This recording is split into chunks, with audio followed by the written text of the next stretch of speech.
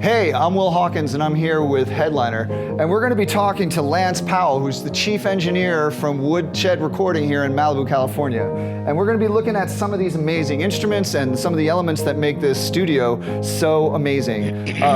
Oh, hey Lance. Hi Will. How are you? Good, how are you doing? Well, I was just trying out your piano here. It's kind of good for someone who doesn't know how to play it, isn't makes you sound good. How you doing?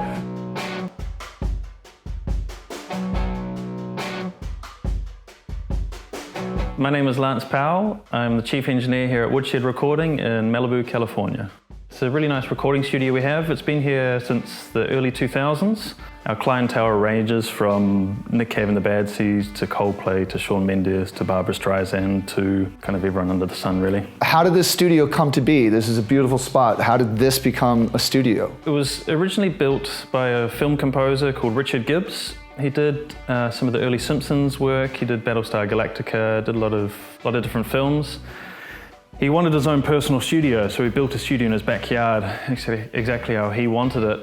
And then eventually word kind of got out about it, that there's this really nice studio tucked away privately in Malibu, and it became a commercial studio from there. Tell us a little bit about some of the features of the studio here. So we're 48 inputs, 24 outputs in this room. We have a SSL Matrix console behind us and a bunch of rack gear that feeds it. Mostly 500 series inputs, but we have some Thermionic stuff, we have some API stuff, some Neve stuff as well. So there's kind of flavors for everyone here. We're monitoring through the ATC near fields and the Augsburger mains, so if you want detailed near field work, you've got that, and if you want big bassy loudspeakers, you got that as well. By default, we have one big open room here, but we do have a moving wall system, so we can set up different vocal booths, piano rooms, drum rooms, and things like that if we want to, or you can have it as one big open room if you prefer that. We've got isolation booths below us, and we have tie lines into our office, into our bathroom, into our loft space. You can have up to about a 7 or 8 piece band recording all live with complete isolation, or you can completely open it up and do a string section in the room as well. We have a Hammond, we've got a Rhodes, celeste, drums, lots of percussion, various synthesizers, lots of different instruments. That's one of the main attractions to the room, and a big arsenal of microphones and things as well. We have a Yamaha C6 Piano here. It's got a Disklavier system in it, which is really cool. So the piano feeds MIDI output and will take MIDI input. So when someone's playing, you can record the MIDI along with it. And if they make a little mistake, you can fix that one little note, feed the MIDI back to the piano, and the keys will start playing by themselves. So you can also use that to your advantage if you've got a drummer in the room and you want to record them together. The pianist, you just take the MIDI and record drums at the same time, and then you feed the MIDI back to the piano, and you can get this perfectly dry, clean, isolated piano afterwards. We deliberately kept all the outboard gear as compact as possible. Just so the room is not flooded and filled with gear, so we've still got the views of the ocean. You don't feel like you're kind of surrounded by the engineer's equipment. So that's why it's this kind of big, nice open room with lots of nice woodwork and, you know, in a nice setting. It's designed around the musician rather than engineer.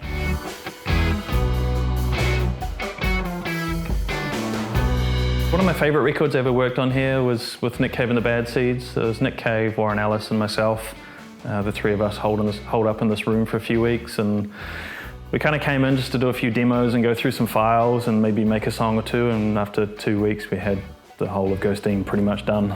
I understand Nick Cave working here has an interesting story behind it. Could you tell us a little bit about that? Yeah, so Nick came to work here through just a chance encounter I had driving past him in the street just around the corner.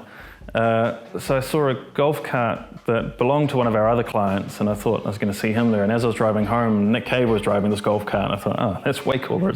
It's Nick Cave. So I didn't bother him, but I came back here, and I'd never met him before. And I looked up on Google, just Googled his management, and I found the info at whatever management company it was, and just fired them off an email saying, hey, I'm Lance. You know, we have this nice studio in Malibu. I saw Nick on the corner. If he lives here, maybe he wants to come and take a look. And within about 2 or 3 hours, I had a response from his personal assistant, Rachel, saying, hey, Lance, Nick's actually flying out today, but he really wants to record an album in California. Like, we'd love to book your studio and have you record it.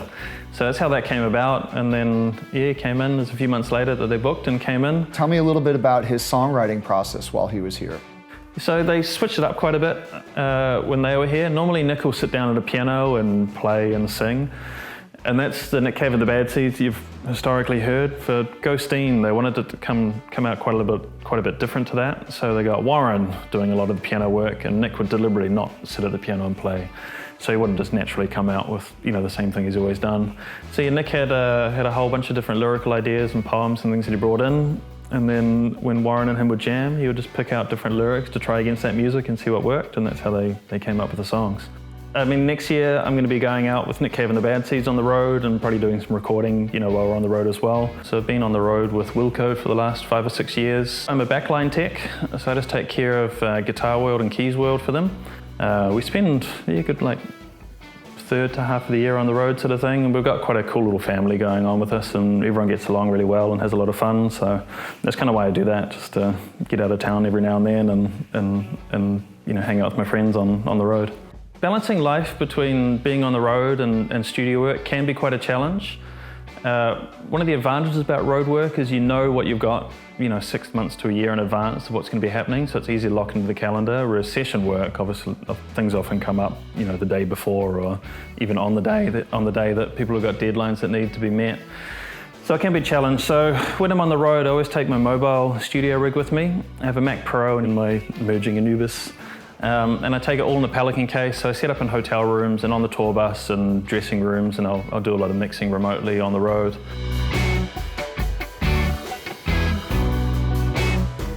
Can you tell me a little bit about how you use the Anubis module within your day-to-day work? So the Emerging Tech Anubis that I have here, I incorporate that into all of my studio work I do, really. And when I go into studios, I take it with me as well, just so I've got the same system everywhere I go. The thing sounds great. It stands up to any studio converter I've ever put it up against.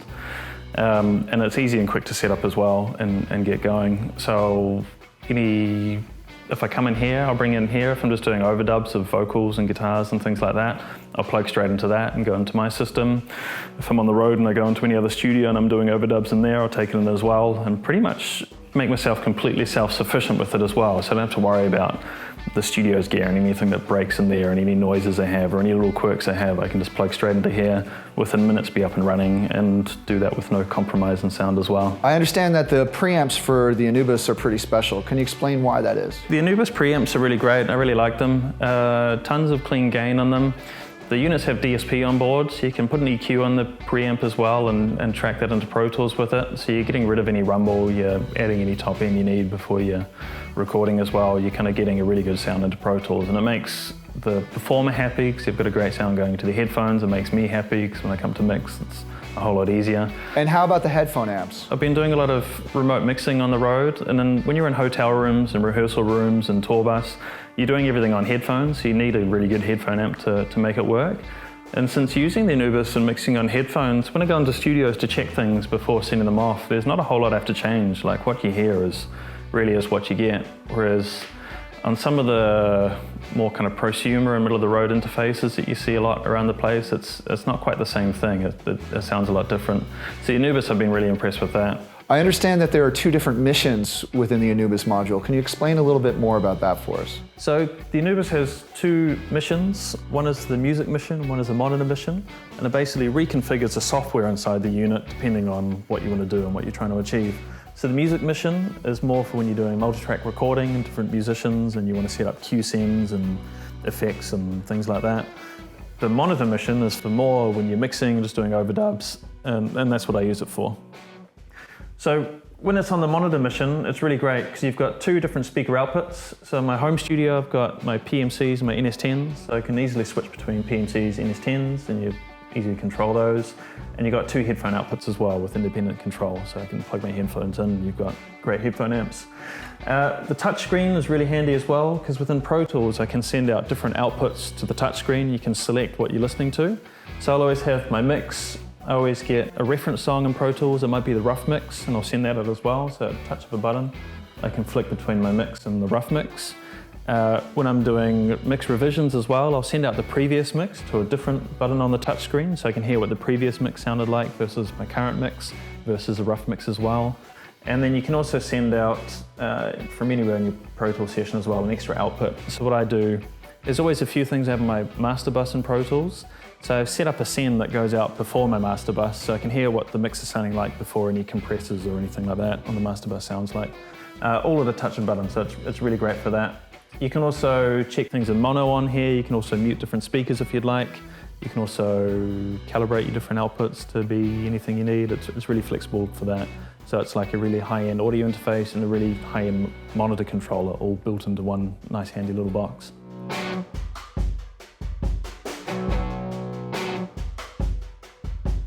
So Lance, tell me a little bit about how you ended up becoming an engineer and how you came to be working here at Woodshed. I played guitar when I was young, always kind of wanted to be in a band and go that route.